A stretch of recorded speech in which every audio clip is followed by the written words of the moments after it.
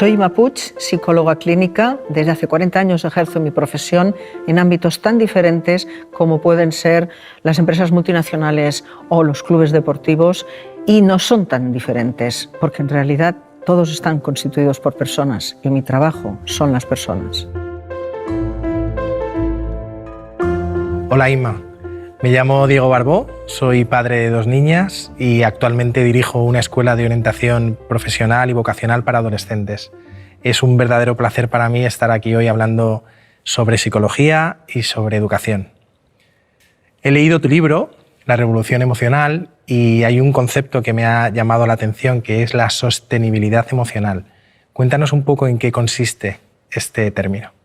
Pues por sostenibilidad entendemos en estos momentos el consumo responsable de los recursos, pero teniendo en cuenta, asegurándonos que estos recursos van a poderse mantener para las necesidades futuras. Este es un término que en 1987 empezó a utilizarse debido al informe Brundtland.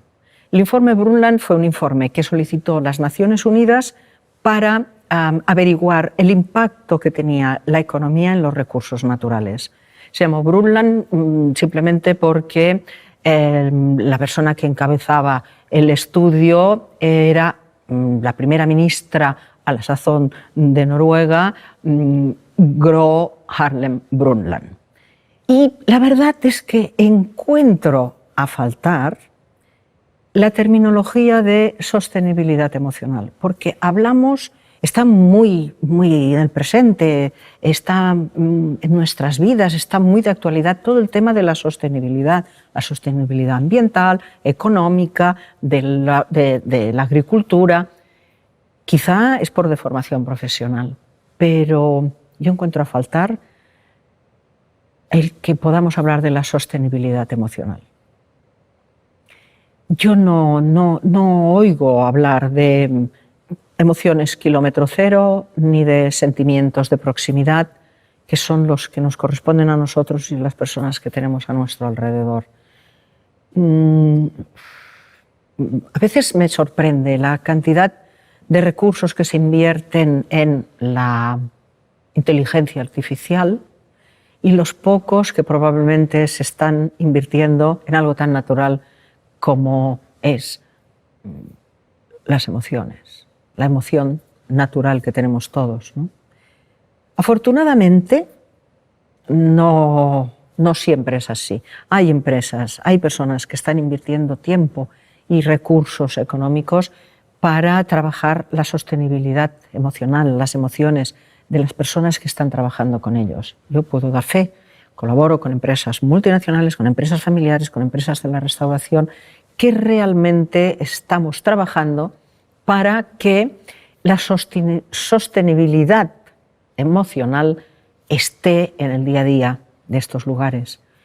Por ejemplo, en el Fútbol Club Barcelona, en el año 2003, cuando fui contratada como responsable de psicología, con el staff del primer equipo de fútbol, con Frank Rijkaard a la cabeza, y en el básquet con Xavi Pascual al frente, allí ya trabajábamos la sostenibilidad emocional, que consistía en trabajar con el jugador para que pudiera dar todo el máximo de sí mismo, todos sus recursos pudieran ser utilizados, pero teniendo en cuenta que no quedaran exterminados, exhaustos o que se terminaran, sino que se mantuvieran en el tiempo e incluso se pudieran aumentar. También desde hace 8 años, los hermanos Joan, Josep y Jordi Roca, siempre a la vanguardia de la innovación, marcando tendencia, con ellos empezamos a gestionar y a trabajar la sostenibilidad emocional. El Celler de Can Roca tiene como restaurante un departamento de I+D en el que allí se estudian, se trabajan con producto local y foráneo, se investigan diferentes técnicas culinarias, también se implementa la tecnología en la cocina, pero también allí hay formado un departamento de I+D+E, investigación y desarrollo emocional, con el que, con los 3 hermanos al frente, hacen ellos el trabajo y todo el personal que con ellos colabora también participa de este trabajo de sostenibilidad emocional. Y con la terminología propia de la cocina, podríamos decir que en el Celler de Can Roca lo que estamos trabajando a nivel de sostenibilidad emocional es que destilamos las emociones y cocinamos a baja temperatura los sentimientos. Para los que no estén muy puestos en la terminología culinaria, como no lo estaba yo tampoco cuando empecé a trabajar con ellos, la cocina a baja temperatura es una forma de cocción muy respetuosa con el producto. Cada producto tiene una temperatura óptima y un tiempo necesario para que se cocine sin perder sus propiedades ni sus nutrientes. Entonces, es una forma muy simbólica de trabajar, porque nosotros en realidad allí lo que estamos haciendo es destilamos las emociones y cocinamos a baja temperatura los sentimientos. A lo largo de tu carrera has trabajado con multitud de equipos, de empresas, con clubes como el Fútbol Club Barcelona y hablas de un aspecto clave que es entender a las personas. ¿Qué es esto de entender a las personas o qué pautas nos darías para entender mejor a las personas? Fíjate, Diego, cuando tú me haces esta pregunta, a la mente me ha venido la imagen de una montaña bastante alta. Y claro, tú dirás, ¿y eso qué tendrá que ver, no, con entender a las personas? Mira, te voy a hacer una confidencia. Yo soy montañera, andarina, me encanta hacer trekking. Si me quieres hacer feliz, invítame a un trekking. Cuando voy a preparar una ruta y pregunto a los del lugar ¿qué camino hay para llegar hasta allí? Me acostumbra a suceder que me responden, bueno, hay 2 caminos, uno corto y difícil y uno más largo y más asequible. Cuando hablamos de entender a las personas, también hay 2 caminos. Uno corto, es más difícil, pero bien preparado, bien entrenado, se puede conseguir, que es ponerse en el lugar del otro. Pero luego hay otro sistema que es mucho más sencillo, que está al alcance de todo el mundo y consiste en seguir la anatomía. Y cuando digo anatomía, quiero decir que la naturaleza, que es muy sabia y pone las cosas donde han de estar, nos ha dotado de 2 oídos y una boca. Con lo cual hemos de escuchar el doble de lo que hablamos si queremos entender a los demás. Y puesto que estamos con los oídos y tenemos 2, vamos a aprovecharlos y con uno vamos a escuchar lo que nos dicen y con el otro lo que no nos dicen, que a veces es más importante que lo que nos dicen. Ahora que hablas de escuchar, yo como profesor, como padre, me doy cuenta que muchas veces nos cuesta mucho escuchar a los demás y quizá es eso que comentabas ahora.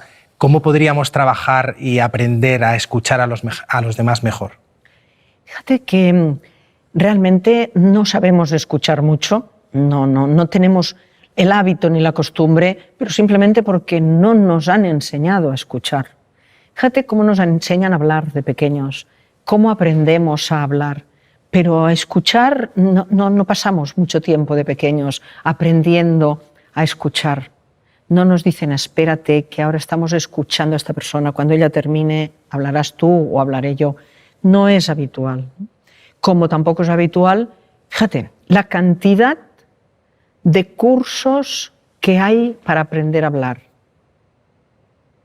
Pero para hablar en público, para hablar, para vender más, para seducir, pero es que incluso hay cursos para hablar en otro idioma que no sea el nuestro.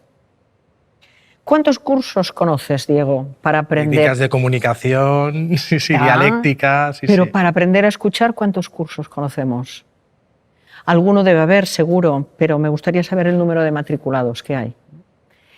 Y en la vida, lo más importante lo aprendemos escuchando. Los niños, ¿cómo aprenden los niños todo lo que saben y los adultos cómo hemos aprendido lo que sabemos? Observando preguntando y escuchando. Además, ya los ves como observan, pero se pasan horas observando, y luego te vienen a preguntar: ¿por qué haces esto? ¿Cómo se llama esto? ¿De dónde ha salido esto? Y cuando les respondes, te escuchan con una atención, con toda su atención, están fascinados escuchando. Esta es la mejor manera de aprender. En cambio, parece que de mayores lo hemos de saber todo, no hace falta preguntar, no hace falta observar, no hace falta escuchar. ¿Cuántas veces, en lugar de preguntar, las preguntas son un poco inquisitivas, y en lugar de escuchar, estamos esperando que el otro termine de decir lo que está diciendo para decir lo que ya tenemos pensado, aunque no tenga nada que ver con lo que nos están diciendo? El escuchar es abrirte los horizontes. Fíjate qué diferente es ver un partido de fútbol con alguien al lado que entienda. Tú ves a personas corriendo detrás de una pelota, pero cuando te explican que hay una estrategia, que hay una táctica, que cada puesto tiene una función, que todo pasa por algo, que se te abre un horizonte nuevo. Qué diferente es estar en la ópera al lado de alguien que entiende y te va diciendo, y todo va tomando un sentido diferente. Es decir, escuchar es un regalo y a veces no somos conscientes. Fíjate que el hecho de escuchar, para mí el hecho de escuchar equivale a que estuvieras en una habitación a oscuras cuando preguntas y cuando te contestan, es como si alguien en aquella misma habitación hubiera prendido la luz y empiezas a ver un montón de cosas que estaban ahí ya antes y tú no las veías.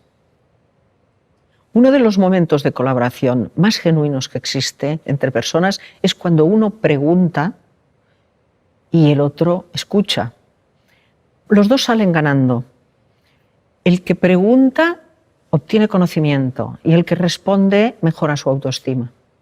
He observado también que cuando estamos en familia o con amigos, pues como que nos cuesta menos expresar nuestras emociones, nuestros sentimientos, pero que en otro ambiente diferente, pues a lo mejor ahí sí que nos cuesta pues expresar esas emociones. ¿Cómo podríamos hacer para no ser tan reacios a comunicar nuestras emociones o a expresarlas?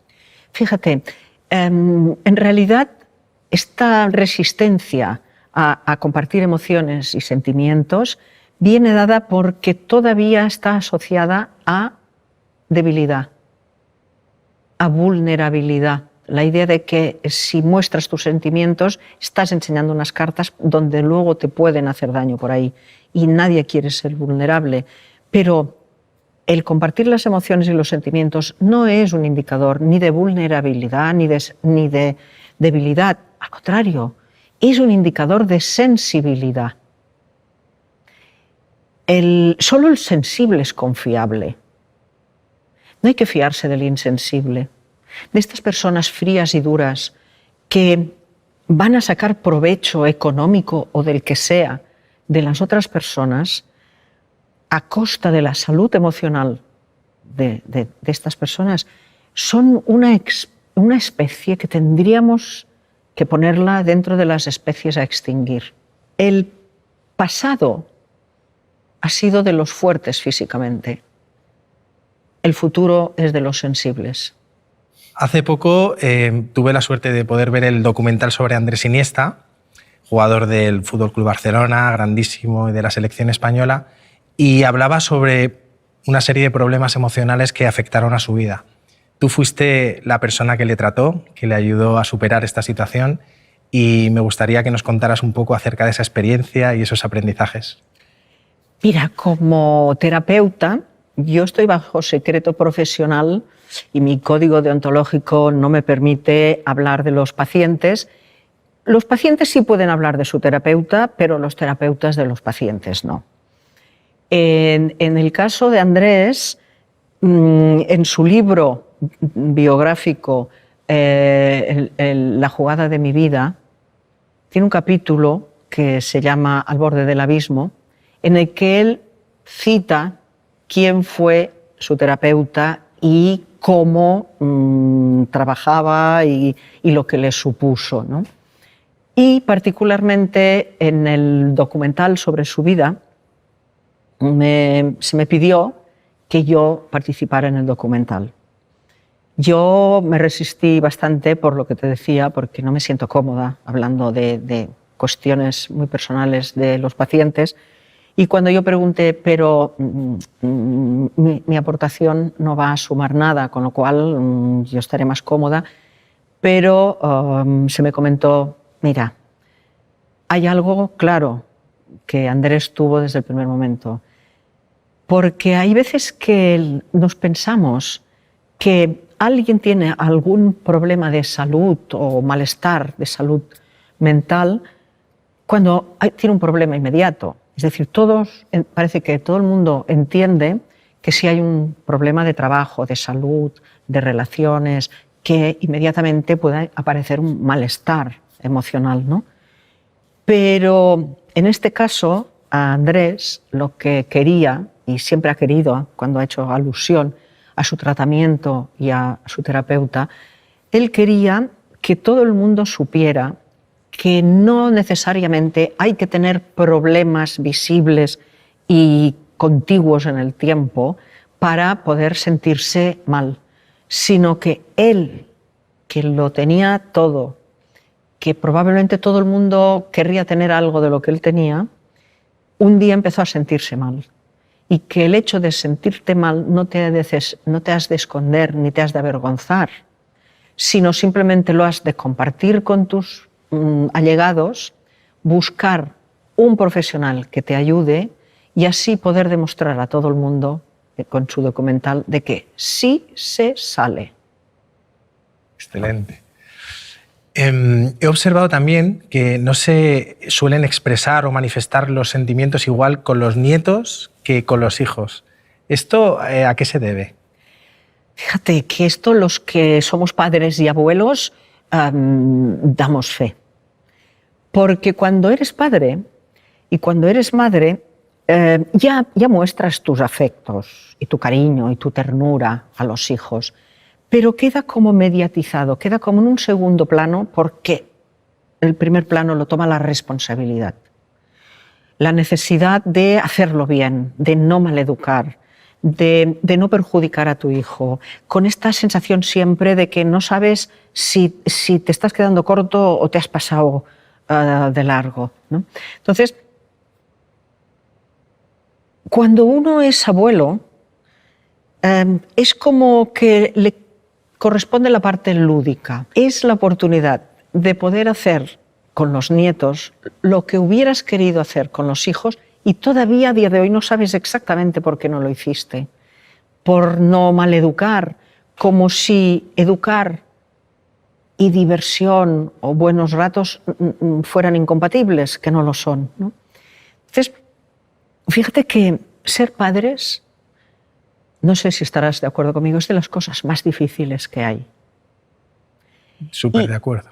¿Y no te llama la atención que es para una de las pocas cosas quizás que hay en el mundo en el que no te piden capacitación, preparación, no te lo piden? Manual de instrucciones. No hay manual de instrucciones. Exacto, no hay manual de instrucciones. Y todo el mundo lo querría, pero además no lo hay porque es un arte. Ejercer de padres es un arte. Entonces, hay que ir haciendo por lo que uno va sintiendo, no por lo que le dicen o lo que le han hecho en su momento. Y además, también vale la pena, a veces como divertimento, como poder observar cuándo van por la calle los padres con sus hijos y los abuelos con sus nietos. Cuando los padres llevan a la escuela o los vienen a recoger, parece que van tirando de ellos con una cierta rapidez. En cambio, cuando ves a los abuelos, cómo van andando al lado de los nietos pausadamente y hablando, es como si fuese otra versión de la misma película, ¿no? Así es. Entonces, en este sentido, el ser abuelos, fíjate que tuve la oportunidad de escribir un libro a 4 manos con el extraordinario sommelier Josep Roca, un libro sobre vinos en el que, bueno, queríamos contrastar nuestra hipótesis de que el vino se parece al que lo hace. Y en conversaciones, cuando estábamos viajando por todo el mundo para el libro, escuchaba yo a los productores de vino hablar de determinados vinos y determinadas... Y en un momento determinado salió el tema del champán, del cava. Yo me quedé escuchando porque decían que el cava o el champán en realidad es un vino que tendría una personalidad determinada, pero que añadiéndole a este vino levaduras, azúcar y llevándolo a otra fermentación sale una bebida exquisita como es el cava o el champán. Yo allí pensé, mira, como los abuelos, porque es como que el cava o el champán es un vino que tiene una segunda oportunidad. Y pensé que es como los abuelos, ¿no? Que es una segunda oportunidad que te da la vida. También comentas que si a los adultos nos educaran, nos trataran como a niños que están empezando a andar, pues iríamos de otra manera por la vida. ¿Cómo puede ser esto? Mira, hay unos momentos en la vida de las personas que son absolutamente fascinantes y dan al niño de una dimensión, podríamos decir, desconocida. ¿Cómo es el momento en el que un niño empieza a andar y cuando empieza a aprender a leer y a escribir? Te lleva a una dimensión sideral, ¿no? Entonces, cuando un niño empieza a andar, es fascinante el modelo de motivación y de reconocimiento que se da en el acto de empezar a andar. Cuando un niño ya su cuerpo está suficientemente maduro para iniciar la deambulación, vemos, y lo habrás visto en tus hijos, cómo empiezan a hacer intentos de ponerse de pie ellos solos, y bueno, les cuesta, pero ¿qué hacemos inmediatamente ante un niño que hace este primer intento? Hay 2 adultos que se ponen uno enfrente del otro, no muy lejos, para que no le asuste la inmensidad de la distancia y se sienta tranquilo, y se ponen y lo animan. Ven, ven, ven, ven, sin miedo, ven. Y el niño realmente no está muy seguro, pero ante tal manera de decirle que venga, con el cariño, la ilusión, las ganas de que lo haga, pues el niño se lanza. Se lanza, pero con miedo, porque tiene miedo a caerse y realmente inmediatamente después se cae. La reacción del adulto es básica en la reacción del niño. Si el adulto se alarma y dice, ¡oh, Dios mío, te has caído! ¿Qué? El niño es probable que se ponga a llorar. Pero si se le dice, no pasa nada, uy, no pasa nada, venga, venga, otra vez, venga, vale, vale, el niño se levanta y lo vuelve a intentar. Cuando al tiempo el niño ya empieza a andar solo, ¿cómo se escucha, con qué alegría, con qué orgullo, con qué satisfacción la frase de «ya anda solo»? Es como para darte un subidón, ¿no? Y después, cuando el niño sigue y sigue deambulando y sigue andando, ¿qué satisfacción produce a su alrededor? Se cuenta a todo el mundo, el niño ya anda, se llama, se dice, se le hacen fotos, se le hacen vídeos. Esto, cuando somos adultos y estamos aprendiendo a hacer alguna cosa, normalmente no es así. Y a veces nos olvidamos que los adultos somos niños vestidos de adulto. Tenemos las mismas necesidades, pero parece que nos dé vergüenza, parece que tengamos que disimular, porque cuando uno empieza a hacer algo, si no lo hace bien a la primera, parece que tiene miedo que le digan que es un inútil. Si no lo hace el primero, es que no es competidor. En cambio, el estar rodeado de gente que está deseando que tú hagas algo que es para tu bien, los adultos volamos casi, ¿no? No nos cuidamos a veces, que esto lo hablas en tu libro, ¿no? De la importancia de cuidar a las personas. ¿Qué nos puedes contar eso de lo especial que debe ser cuidar a una persona? Fíjate que la palabra cuidar es una palabra muy especial, porque es una palabra que no tiene opuesta. Si tú cuidas a una persona, tienes a una persona cuidada. Si tú no cuidas a la persona, tienes a una persona descuidada. Y una persona descuidada no se comportará ni rendirá como podría rendir o comportarse. Cada año, la Real Academia de la Lengua Española da a conocer qué palabras incluye en el diccionario y cuáles saca por falta de uso. Yo aquel día siempre voy a mirar primero las que saca, por temor de que la palabra cuidar ya quede fuera de tan poco que la usamos. Y es una palabra que a veces la confundimos porque creemos que cuidar es sobreproteger. No. Sobreproteger no ayuda a que haya un crecimiento armónico de la persona. Pero cuidar sí, porque cuidar quiere decir también reconocer. Cuidar quiere decir estar pendiente. Cuidar quiere decir también escuchar. Fíjate que en mis 20 años dando clase en la universidad, el primer día de clase, cuando yo llegaba, a los alumnos les daba los buenos días e inmediatamente después les decía: tomad nota del trabajo que me vais a presentar la semana que viene. Imagínate la mirada torva que me daban, como diciendo que esta señora solo nos ha dado los buenos días y ya nos encarga un trabajo, pero si no tenemos ni materia. El trabajo consistía en que tenían que comprar una planta, no había presupuesto ni preferencias en cuanto a la especie, pero tenían que dejarla en un lugar de la casa y no acercarse a 2 metros durante varias semanas. ¿Qué le pasaba? Pero tenían que traer una fotografía de la planta cada semana. ¿Qué le pasa a una planta si no la cuidas? Cada vez se va poniendo más mustia y termina fatal. Con las personas pasa lo mismo. Yo particularmente cuando voy a comprar una planta, como que no entiendo de plantas, le pregunto al jardinero, le digo: perdone, ¿me dará las instrucciones de la planta?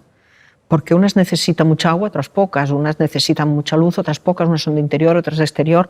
Yo recuerdo una vez que compré una que me dijeron, sobre todo, no la ponga en medio de una corriente de aire. ¿Qué pasa a las plantas? Lo mismo que las personas.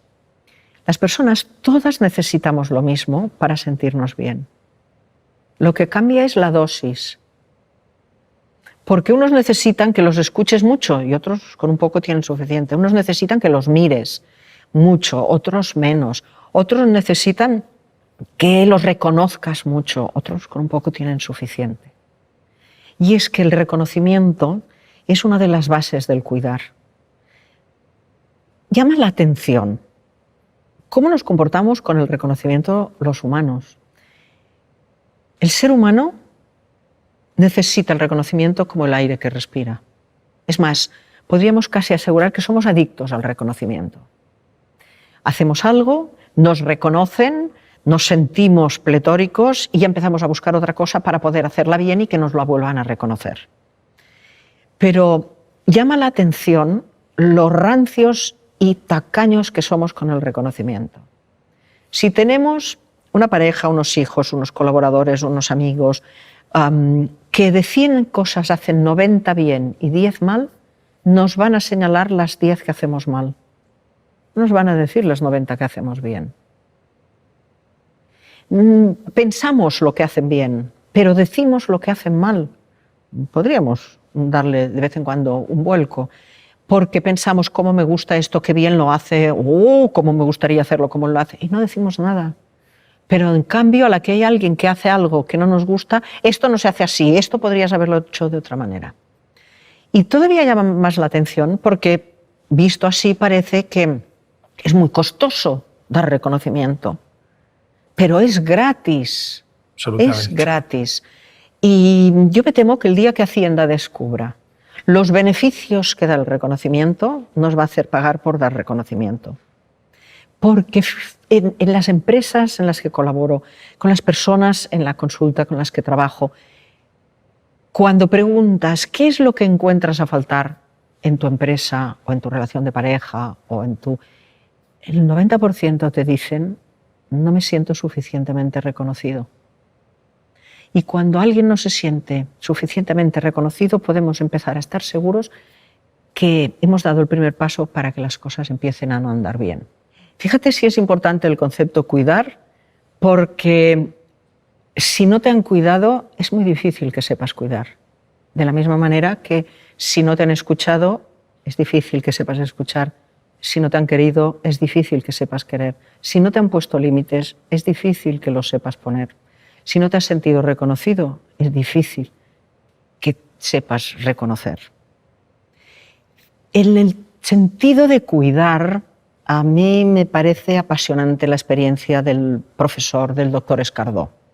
El doctor Escardó, médico de Argentina, que empezó a trabajar en la sala 17 del Hospital de Niños de Buenos Aires. Cuando fue a hacer prácticas, cuando recién se había recibido, entró en la sala 17 de niños y se prometió que si algún día estaba a su alcance, aquello iba a ser diferente, porque la sala, una sala inmensa, con los niños en sus camitas solos, le produjo una sensación muy impactante. Pasaron los años y el profesor Escardó terminó siendo el director de este hospital, cátedro de la Cátedra de Niños de la Universidad de Buenos Aires. Y lo primero que hizo cuando él tuvo la posibilidad de llevarlo a cabo es ingresar a los niños con sus mamás, sus papás o sus cuidadores, con uno de ellos. Porque él tenía el convencimiento de que si cuando estás mal y estás enfermo tienes a alguien querido a tu lado, te vas a sentir menos mal. El doctor Escardó también fue el impulsor de que las salas de niños, de camitas, de que eran números, pasaron de ser números a ser nombres, porque los niños eran números y a partir de entonces cada camita tenía un nombre, que era la del niño que la ocupaba. Pero esto pasa a veces en las instituciones, que sin darse cuenta son la misma institución los que frenan el bienestar de los que allí trabajan y de los que allí pueden utilizarla, ¿no? Porque cuando él propuso y logró que las madres estuvieran en una silla al lado de la camita de sus hijos, se encontró con una cantidad de trabas que jamás él hubiera imaginado. Trabas burocráticas, trabas de todo tipo. Entre ellas, las trabas venían sorprendentemente del mismo equipo médico, de las enfermeras, que decían que ellos no podían trabajar tan bien si estaban siendo observados. Innumerables, ¿no? Decían que no podía ser porque el doctor Escardó también pedía que llevaran un juguete de casa para el niño.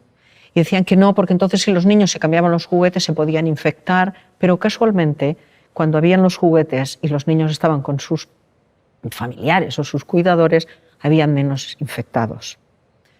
Pero la traba máxima la encontró por un problema estructural. Las salas de niños no estaban los baños dimensionados para que hubieran muchos adultos.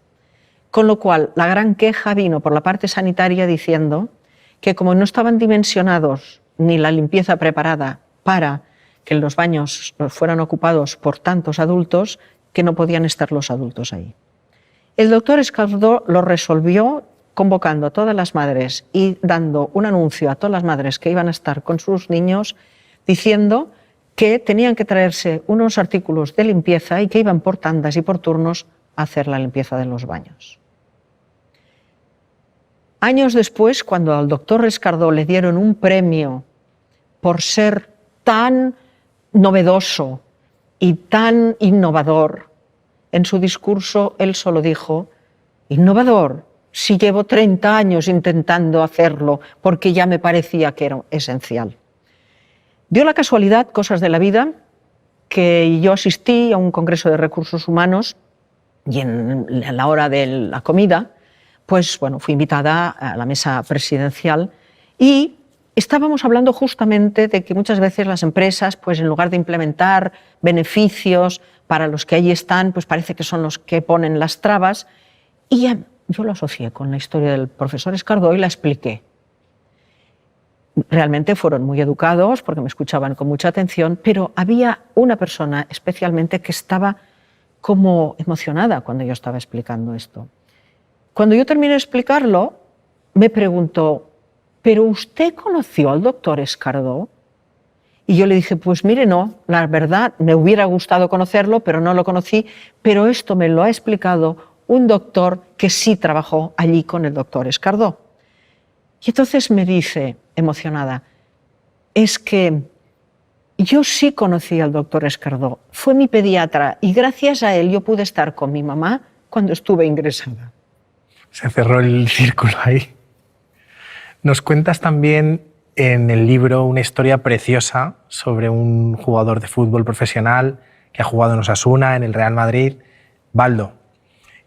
¿Qué nos puedes contar sobre esa preciosa historia, algo más extra? Pues como dices, es una preciosa historia y muy emotiva también. Todo empieza un día que yo estoy viendo en mi sofá, delante de la tele de mi casa, un partido de fútbol entre el Mallorca y el Osasuna.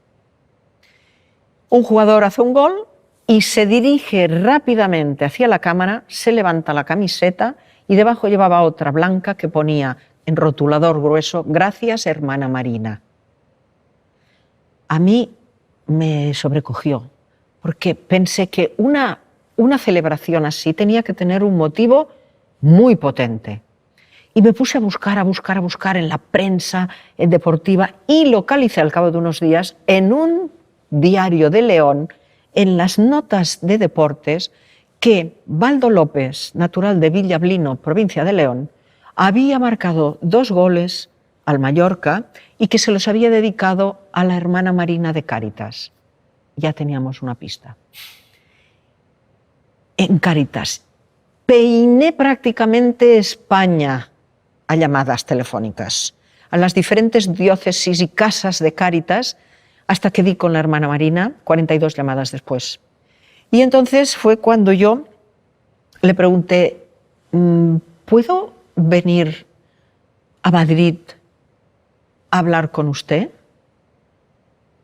Y con silencio me responde, sí, claro, pero ¿de qué quiere hablar usted? Y yo le dije, pues de fútbol.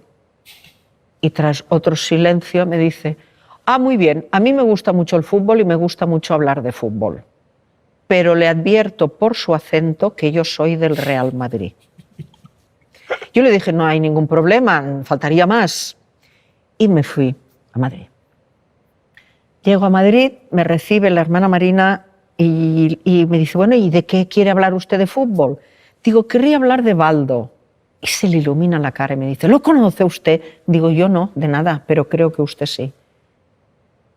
¿Me podría contar la historia de Baldo? Y me empezó a contar, ¿no?, que ella había pedido que la llevaran a trabajar a lugares donde fuera realmente necesario acompañar a los niños y la destinaron a una casa de Aravaca, una casa de acogida. Allí habían muchísimos niños con un punto a veces de tristeza, un punto de melancolía.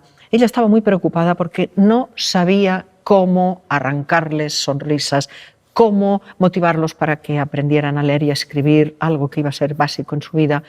Pero un día descubrió que salió una pelota, no se sabía de dónde, y que aparecieron las sonrisas, las celebraciones, las risas, y dijo, ya sé lo que voy a hacer. Si queréis jugar a fútbol cada día un poco, tenéis que estudiar. Y así empezó. Empezaron a jugar, a entrenar. No voy a contar más para no hacer un spoiler para los que la quieran leer en el libro, pero en un momento determinado me dice, ¿tiene usted tiempo? Digo, sí, he venido solo a Madrid para hablar con usted. Me dice, pues voy un momento a la habitación y vuelvo a bajar. Baja y cargada de trofeos, de fotografías, de medallas. Dice, todo esto es lo que ha ganado Baldo y me dedica los goles, me trae los trofeos.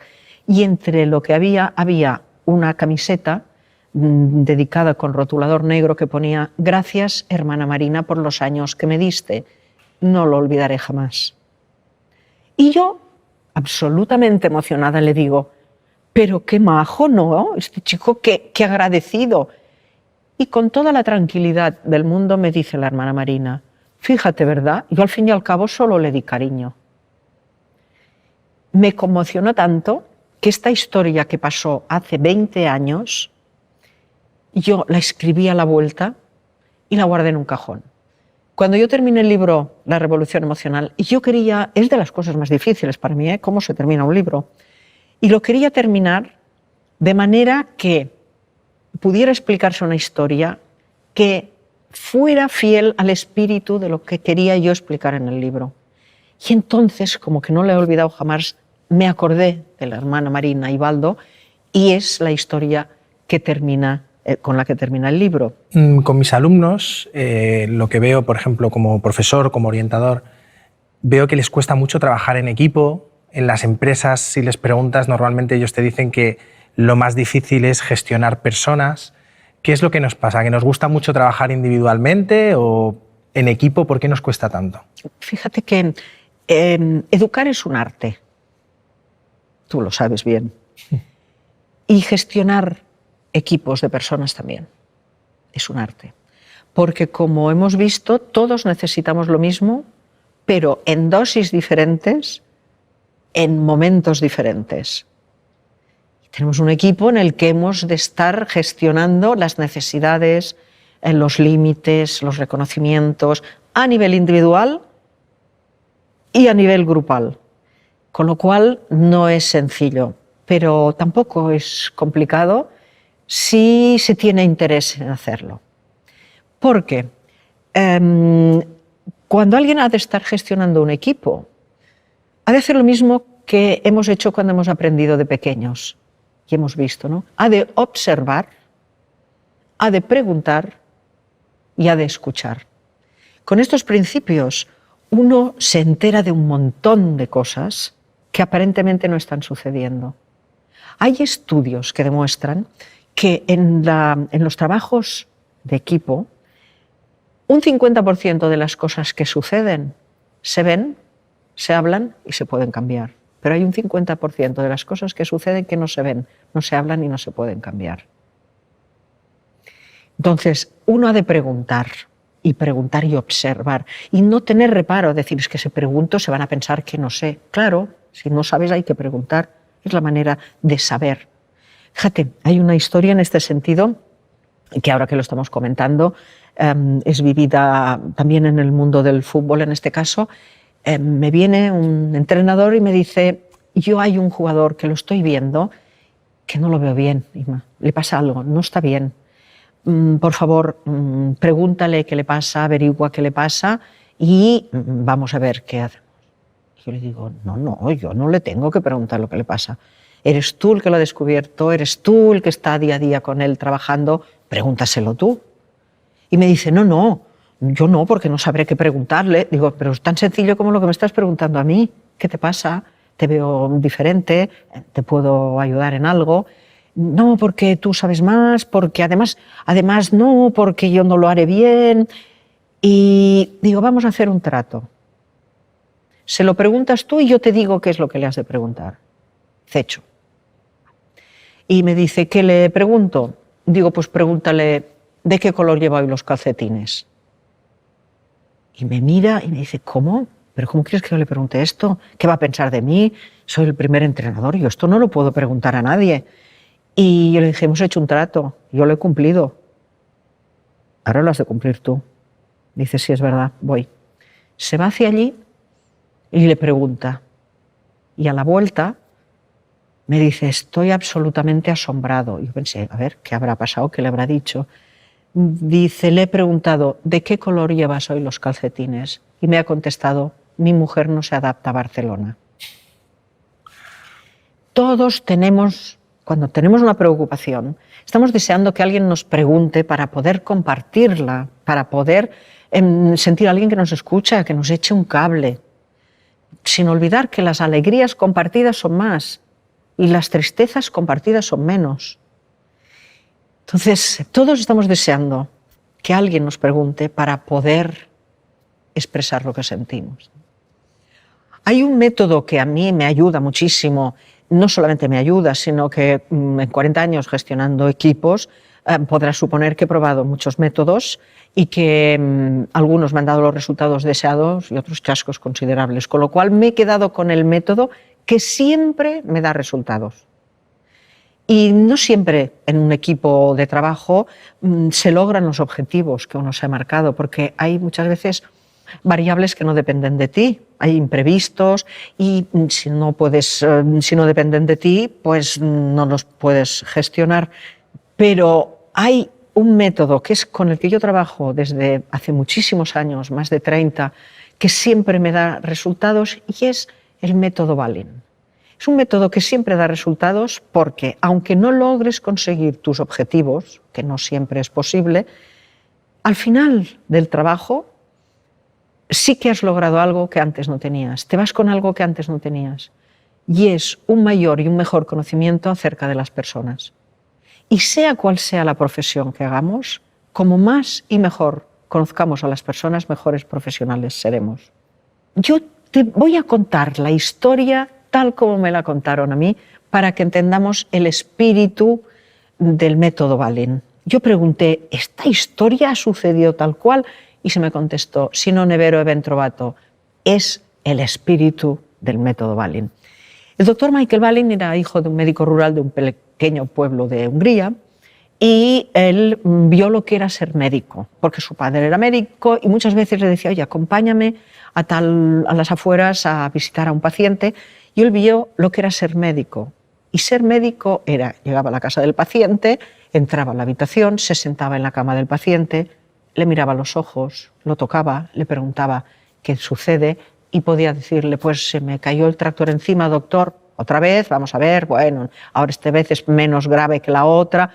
Estaban un rato hablando de los últimos sucesos que habían pasado en el pueblo, y al irse les decía a los familiares, si por la noche veis que se pone peor o tiene fiebre, me venís a buscar. El pequeño Michael dijo, yo también quiero ser médico, me gusta ser médico, y se matriculó en la Facultad de Medicina. Cuando terminó la carrera tenía la certeza de que no le habían dado la suficiente formación humanista para tratar a sus pacientes como él vio que lo hacía su padre, y se propuso matricularse en psicología. No le dio tiempo. Huyendo de la persecución nazi, se fue a Inglaterra con dos objetivos. El primero, encontrar trabajo, y el segundo, matricularse en psicología. El primero lo encontró rápidamente porque estaba muy bien formado y lo contrató a un gran hospital inglés. Desde el minuto 1 que empieza el doctor Balin a trabajar, empieza a darse cuenta de cosas que le llaman mucho la atención.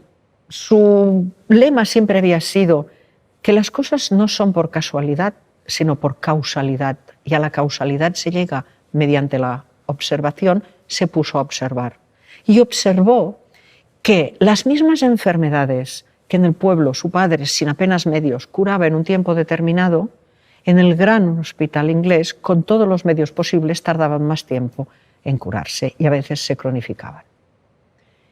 Siguiendo su observación de la casualidad versus la causalidad, empezó a observar y vio que los enfermos del hospital inglés no tenían nombre, tenían un número, eran la cama 2 de la planta 3.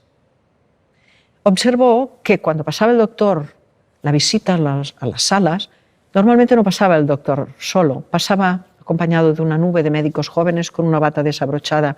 Llevaban una carpeta debajo del brazo en la que anotaban, y cuando el doctor decía, fíjense ustedes en el hígado, todos miraban el hígado y continuaban. También observó que sus colegas, cuando veían a lo lejos del pasillo a un familiar de alguien con el que estaban trabajando, era habitual que se metieran en otra habitación, bajaran por las escaleras, como si los evitaran. En las guardias, en el comedor, escuchaba hablar de sus pacientes como jamás había escuchado a su padre. Podía oír decir, ¿qué? Ya llegas tarde otra vez, que te has encontrado a una madre que te ha parado, a un padre que dice que... Hasta que un día uno de sus colegas le dice, perdona, Balin, tú has terminado psicología, ¿verdad? Dice, sí, ¿por qué? ¿Me puedes atender un momento? Tengo un insomnio que ya ni medicándome como sea consigo controlar. Otro le dice, perdona, Balin, ¿tienes un momento? Tengo unos trastornos gástricos y estoy comiendo lo mismo de siempre. Perdona, Balin, le dice otro, ¿tienes un momento? Tengo unas afecciones cutáneas y el dermatólogo me ha dicho que no tiene nada que ver con la piel. Perdona, Balin. Llegó un momento que le dijo, mira, me sabe mal, pero como que a todos os pasa lo mismo y yo ya no tengo más tiempo para atenderos, si os parece, nos vamos a reunir una vez por semana, 1 hora y media, para hablar de nuestro self profesional. Bueno, le dijeron, si crees que esto nos va a ser útil, y así empezaron a hacerlo. Primera sesión, primer tema que aparece. La institución. La institución no nos da los medios, la institución no nos da las posibilidades, los horarios, los sueldos. Segundo tema. Los pacientes nos adjudican una omnipotencia que nos causa una presión extrema. Balin los estaba escuchando cuando de repente le pregunta a uno de los asistentes: perdona, ¿tú cómo te sientes cuando se te muere un paciente? Todos dieron un brinco en la silla. Uy, muy mal, respondió, porque es lo peor que le puede pasar a un médico, que se te muera un paciente. Otro de los asistentes dijo: sí, a mí también me pasaba, pero yo ya lo he resuelto. Lo he resuelto poniendo distancia. Si estoy muy distante del paciente y se muere, bueno, me quedo mal, pero me dura menos días. Y uno con mucha experiencia les dijo: a mí me ha pasado lo mismo que os pasa a vosotros dos. Yo también he puesto distancia, pero he descubierto con la experiencia que como más distancia pongo, menos terapéutico soy. Allí empezaron a tratar y a descubrir y a trabajar el hecho de que cada paciente necesita una distancia óptima para sentirse bien atendido y que cada médico precisa de una distancia adecuada para poder hacer bien su trabajo y no perecer en ello. Se termina el año, todos están agradecidísimos al doctor Balin porque sienten que tienen una mayor calidad de vida a nivel profesional y dejan de hacer el grupo. El director del hospital le pide al jefe de servicio, el doctor Balin, y le dice: ¿qué habéis hecho diferente este año? Y él dice: pues nada. Dice: algo habéis hecho diferente, busca porque algo habéis hecho diferente. Dice: me da una pista, pero no sé dónde buscar. Dice: pues sencillamente que este año ha habido mayor rotación de camas, es decir, los pacientes se curan antes y hay menos crónicos. Siguió buscando y el jefe de servicio dice: mire, lo único que hemos hecho diferente es que nos hemos reunido una vez por semana 1h30 con el doctor Balin. No creo que sea esto lo que lo ha conseguido. Dice: bueno, si solo has hecho esto, yo le pediré al doctor Balin que lo haga en otro servicio y vamos a ver qué sucede. Se hizo, el resultado fue el mismo y desde entonces el doctor Balin se dedicó a trabajar con el personal que trabajaba en el hospital y lograr un ambiente que era mucho más propicio para que pudieran realizar bien su labor y que redundara en beneficio de los pacientes. Los primeros grupos, como hemos visto, se hicieron con médicos, luego se hicieron con maestros y yo hace bastantes años ya, muchísimos, podríamos decir, lo empecé a hacer en el mundo del deporte y en estos momentos lo estamos haciendo en el ámbito de la restauración con los hermanos Roca. Es un grupo, no es un grupo de terapia, no es un grupo terapéutico, ni es un grupo de autoayuda. Es un grupo en el que consiste en encontrar un tiempo, un espacio y un interlocutor neutro para poder hablar de todas las cosas que suceden cada día en el trabajo y que no hay ni tiempo, ni espacio, ni interlocutor. Es un espacio que te permite escuchar, ser escuchado, hablar, poder pulir y enderezar cosas que a veces se van torciendo y da una satisfacción personal porque tú te conoces más y terminas conociendo más a las personas con las que estás trabajando. Inma, un tema muy interesante y de actualidad es la tecnología, el uso que hacemos de la tecnología y cómo afecta esta tecnología a nuestra autoridad como padres, como profesores, como orientadores. ¿Qué podemos hacer para que esta tecnología no afecte tanto a nuestro día a día? Y además teniendo en cuenta que nuestros padres, por ejemplo, no tuvieron este problema en la generación anterior. Realmente la tecnología ha irrumpido en nuestras vidas y de una manera muy alegre nos hemos entregado a ella sin pensar. Que hemos estado hablando de pensar, ¿no? De pensar qué es lo que nos da y pensar qué es lo que nos quita, porque no hay nada que solo dé. Es decir, la tecnología nos da cosas y también nos quita otras. Sabemos las que nos da, pero no sé si tenemos conciencia de cuál es la esclavitud a la que nos somete, qué es lo que nos quita Fíjate que cuando... ¿Tú recuerdas cuando empezaste, cuando en tu casa te dejaron ir solo por la calle? Cuando empezabas a ir solo por la calle. Más o menos. ¿Qué te decían tus padres? Pues que tuviera cuidado, cuidado con la hora, cuidado con la gente, te daban como unas instrucciones, ¿no? Te aleccionaban un poquito primero. Exactamente. Yo lo recuerdo, ¿no? Y que al final decía, qué pesados son. No hables con desconocidos, no bebas líquidos que te den, ni cojas caramelos, no entres en tiendas que no tengas que entrar, no hagas caso a nadie, no subas a ningún coche, no, una serie de recomendaciones que nos daban, ¿no? Ahora las redes sociales son como antes la calle. Hay tiendas, hay desconocidos, hay, como antes había en las calles, montones de gente buena, pero alguna no tan buena. Yo no sé si los padres en estos momentos, las recomendaciones que dan a sus hijos en el momento de incorporarse en las redes son las mismas que nos daban cuando empezábamos a ir solos por la calle. No sé si son conscientes de los peligros, de todos los peligros, porque hay un desconocimiento tan grande, es decir, como que sabemos lo que nos da, pero no lo que nos produce, nos está alterando de alguna forma la autoridad, sin darnos cuenta.